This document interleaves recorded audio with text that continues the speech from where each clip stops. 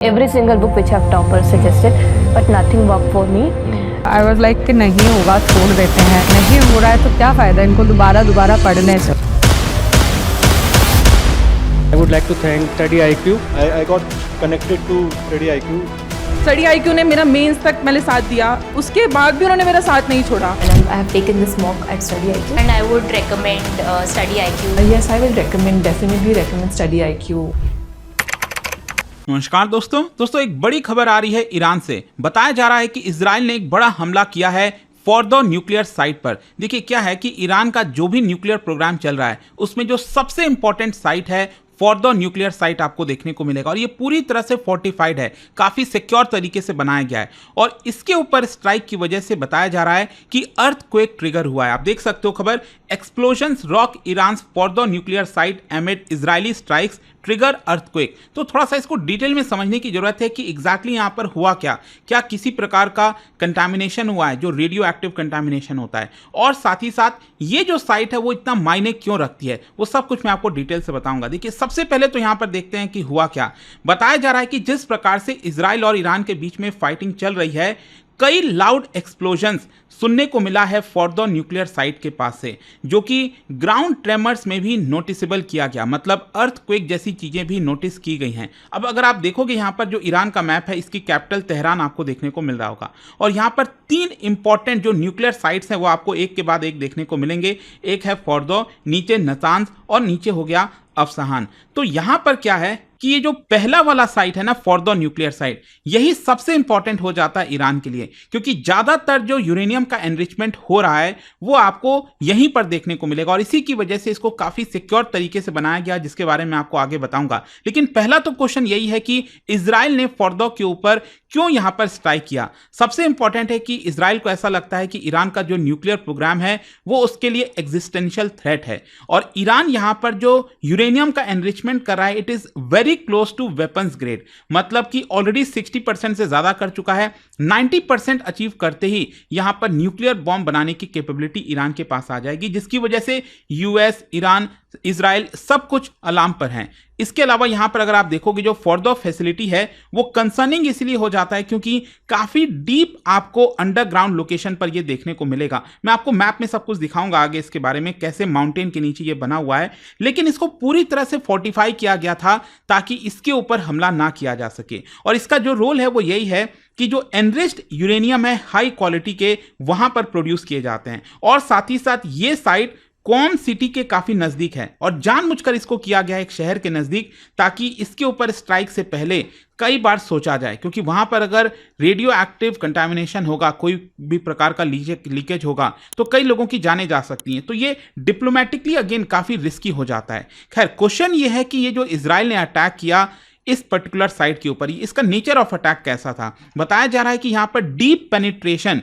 Bunker buster bomb का इस्तेमाल किया गया है और इसकी वजह से मैसिव अंडरग्राउंड एक्सप्लोजन हुआ, मतलब साइट पर जब बॉम्ब गिराया गया तो उसके बाद से अंडरग्राउंड में ये एक्सप्लोड हुआ है, मतलब ये पेनिट्रेट किया होगा कुछ लेवल तक और वहां पर एक्सप्लोजन हुआ होगा। और उसी के बाद जो ईरानियन सिस्मोलॉजिकल सेंटर है उसने 2.5 मैग्नीट्यूड का अर्थक्वेक भी रिकॉर्ड किया है। यहां पर सिस्मोलॉजिस्ट का मानना है कि ये जो टेरर था ये टेक्टोनिक शिफ्ट की वजह से नहीं हुआ है। नॉर्मल जो अर्थक्वेक होता है वो क्या है, जो हमारे लेयर्स हैं पृथ्वी के, जब उसमें हलचल होती है तो उसकी वजह से आपको देखने को मिलता है, but this is man made यहां पर बताया जा रहा है। अगर हम इस अर्थक्वेक की बात करें 2.5 मैग्नीट्यूड अर्थक्वेक, ये शैलो अंडरग्राउंड एक्सप्लोजन की वजह से हुआ। जो सेस्मिक सिग्नल मिले हैं it is matched those of control military detonation, मतलब दुनिया में कई बार ऐसा हुआ है कि मिलिट्री लेवल पर जब डिटोनेशन किए जाते हैं तो उस समय इस तरह के अर्थक्वेक देखने को मिलते हैं। फॉर एग्जांपल नॉर्थ कोरिया ने जब न्यूक्लियर टेस्ट किया था तो 4 से 6 मैग्नीट्यूड का अर्थक्वेक नोटिस किया गया था। सेम उसी प्रकार से ये जो 2.5 मैग्नीट्यूड का अर्थक्वेक नोटिस हुआ है ईरान के अंदर, ये बेसिकली 1 से लेकर 2 टन का जो TNT है वो कहीं ना कहीं ब्लास्ट किया गया होगा और उसकी वजह से ये पर्टिकुलर अर्थक्वेक हुआ। जहां तक डैमेज का सवाल है तो जो सैटेलाइट इमेजेस सामने आए हैं उसके हिसाब से बताया जा रहा है कि जो कोर एनरिचमेंट चैम्बर्स है, मतलब कि देखो क्या है ना कि ये जो पूरा साइट है वो पहाड़ के एकदम नीचे, मतलब 80-90 मीटर नीचे बनाया गया है। तो वहां पर जो कोर एनरिचमेंट साइट है वो अभी भी सेफ है, क्योंकि वहां तक पेनिट्रेट करना और ब्लास्ट करना अभी शायद इजराइल के पास वो कैपेबिलिटी नहीं है। एंड इसी की वजह से जानबूझकर ये बनाया गया था ताकि इसको सेफ तरीके से रखा जा सके। तो अभी के लिए बताया जा रहा है कि जो अबव ग्राउंड यहां पर जो फैसिलिटीज हैं, सप्लाई फैसिलिटीज हैं, वहां पर आपको डैमेज देखने को मिलेगा। मतलब जो कोलैप्स हुआ है वो आपको अंदर के लेवल पर उतना देखने को नहीं मिल रहा है। और इसके अलावा यहां पर एक और जो खबर है कि अभी तक किसी भी प्रकार का रेडियो एक्टिव लीकेज जो है देखने को नहीं मिला। खैर, ओवरऑल क्वेश्चन ये है कि इजराइल इससे क्या मैसेज देना चाहता है। इजराइल बताना चाहता है कि हमारे पास टेक्निकल कैपेबिलिटी है कि हम अंडरग्राउंड के ऊपर, मतलब इस तरह के न्यूक्लियर साइट्स के ऊपर भी टारगेट कर सकते हैं। इसके अलावा उनका मेन मकसद यही है कि ईरान का जो वेपन्स प्रोग्राम है उसको स्लो किया जाए या फिर पूरी तरह से डिस्ट्रॉय कर दिया जाए। एक तरह का सिंबल भी है आपको कि फॉर्दो जैसे फोर्टिफाइड न्यूक्लियर प्लांट्स पर भी इजराइल हमला कर पा रहा है। खैर, यहां पर अब क्वेश्चन यही आता है कि ये फॉर्दो है क्या and why it is underground. देखो यहां पर जो मैंने आपको बताया कि एक शहर है कौम शहर, इनफैक्ट तेहरान से करीब 100 किलोमीटर ही दूर आपको देखने को मिलेगा।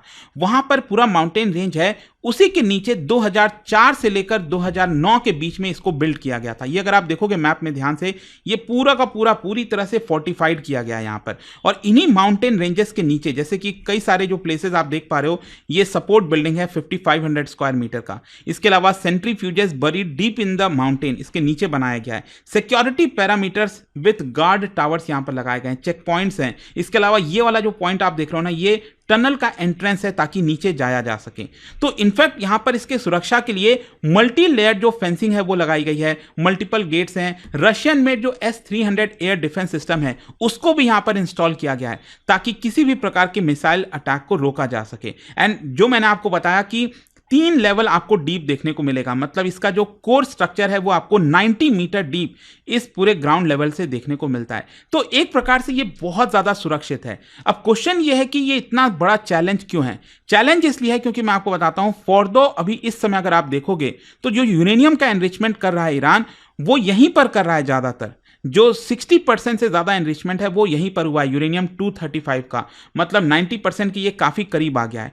लेकिन प्रॉब्लम यह है इजराइल के पास वो अभी हैवी हार्डवेयर नहीं है जिससे वो इसके अंदर पेनिट्रेट करके ख़त्म कर पाए। फॉर एग्जांपल, जैसे इस समय अगर आप देखोगे तो इस मैप में मैंने आपको बताया नतांज हो गया, इस्फहान हो गया, वहाँ पर तो क्या है कि ग्राउंड के अबव जितने भी इंफ्रास्ट्रक्चर थे उसको एक प्रकार से डिस्ट्रॉय किया है इजराइल ने। लेकिन वही सेम चीज़ फॉर्दो के साथ नहीं कर पा रहा है क्योंकि उसका मेन जितनी भी चीजें हैं वो आपका नीचे ही बिल्ड किया गया है। लेकिन यहां पर इजराइल के पास क्या नहीं है, इजराइल के पास बेसिकली जो GBU-57 मैसिव ऑर्डिनेंस पेनिट्रेटर है।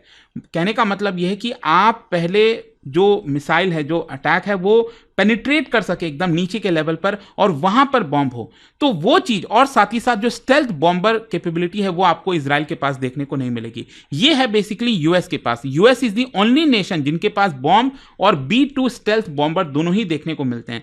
लेकिन अभी के लिए तो क्या है कि अमेरिका ने इंटरवीन करने से मना कर दिया है। मतलब एक प्रकार से आप ये समझिए, इजराइल के पास इंटेंट है, इजराइल चाहता है इसको खत्म किया जाए, लेकिन यूएस के पास मीन्स है जो कि अभी यूएस शायद नहीं चाहता।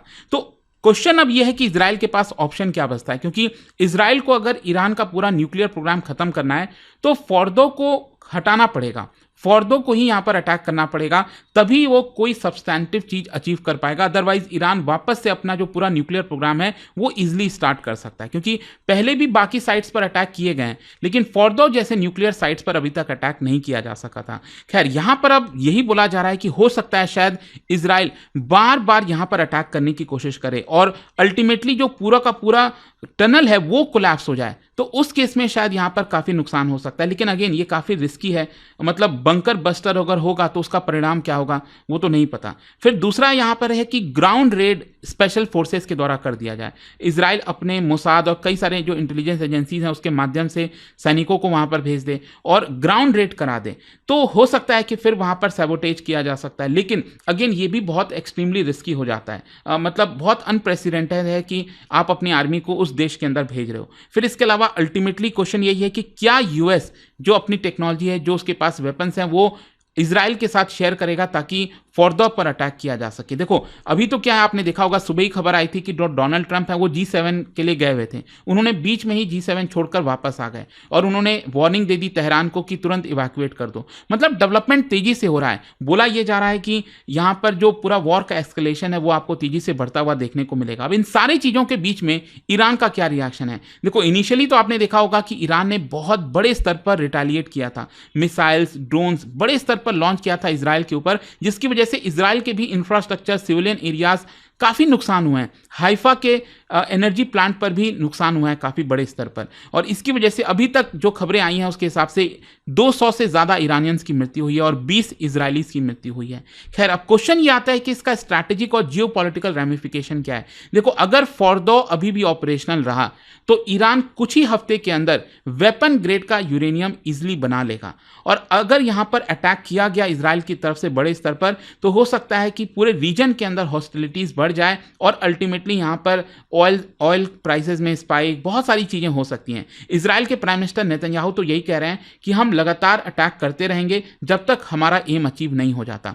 तो अल्टीमेटली समय बताएगा कि इसको लेकर होता क्या। लेकिन ये एक बहुत ही इंपॉर्टेंट खबर आई थी फॉरदो को लेकर, तो मैंने सोचा आपको इसके बारे में डिटेल चीज़ें बताऊं। और जाने से पहले एक इंटरेस्टिंग क्वेश्चन, क्या बता सकते हो what is the primary role of Indian nuclear command authority? Bharat में जो इंडियन न्यूक्लियर कमांड अथॉरिटी है उसका मेन रोल क्या है, ये आपको बताना है। इसका राइट आंसर आप सब जानते हैं, मेरे इंस्टाग्राम पर तो मिलेगा ही, वहां पर अगर आप नहीं हो कोई बात नहीं, टेलीग्राम से ले सकते हैं इसका सही उत्तर। और जैसा कि दोस्तों अगर आप जानते हो यूपीएससी की तैयारी कर रहे हैं 2026 के लिए, प्रतिज्ञा फाउंडेशन बैच हमारा जरूर अवेल करिए। ये तीनों लैंग्वेजेस में अवेलेबल हैं, इंग्लिश, हिंदी और इंग्लिश लैंग्वेज में। तो यहाँ पर यूज करना है आपको code Ankit live to get maximum discount, and इसका लिंक कमेंट सेक्शन में मिल जाएगा। दोस्तों एक बड़ी खुशखबरी है, P2I फाउंडेशन 2026 प्रतिज्ञा बैच अब हो चुका है लाइव, और नया बैच 23 जून से स्टार्ट हो रहा है। यह सिर्फ एक कोर्स नहीं, यह है एक कंप्लीट रोड मैप जो आपको जीरो से IAS ऑफिसर बनने तक लेकर जाएगा। Step by step guidance, full mentorship के साथ। फीचर्स जो बनाते हैं प्रतिज्ञा बैच को सबसे खास, 1000+ आवर्स की लाइव क्लासेस इंडिया के टॉप एजुकेटर्स के साथ। हर स्टूडेंट के लिए 1-to-1 personal mentorship, hand written notes, smart और क्विक रिवीजन के लिए, PRP and MRP, residential programs for prelims और मेंस। और दोस्तों यह सब कुछ के साथ मिलता है क्लियर करो प्रीलिम्स, पूरा फीस रिफंड पाओ। मंथली टॉपर्स को 11,000 रुपीज तक कैश रिवॉर्ड। और हाँ, सुबह से कई स्टूडेंट के मैसेज आए, लेकिन 10 जून के बैच अब क्लोज हो गया है। तो सुन लीजिए, 23 जून से वही बैच दोबारा स्टार्ट हो रहा है, सिर्फ आपकी डिमांड पर। इसको लेने के लिए आप क्लिक कर सकते हैं कमेंट सेक्शन में लिंक को, और यूज करना है आपको code Ankit live ANKITLIVE checkout के समय, ताकि आप मैक्सिमम डिस्काउंट पर इस बैच को ले सकें। सीट्स लिमिटेड हैं और बहुत तेजी से भर रही हैं, तो देर मत कीजिए, आज ही शुरू कीजिए अपनी IAS की जर्नी विद प्रतिज्ञा। Every single book which have toppers suggested, but nothing worked for me. I was like कि नहीं होगा छोड़ देते हैं, नहीं हो रहा है तो क्या फ़ायदा इनको दोबारा पढ़ने से। I would like to thank Study IQ. I got connected to Study IQ. Study IQ ने मेरा मेंस तक मैंने साथ दिया, उसके बाद भी उन्होंने मेरा साथ नहीं छोड़ा। And I have taken this mock at Study IQ, and I would recommend Study IQ. Yes, I will recommend, definitely recommend Study IQ.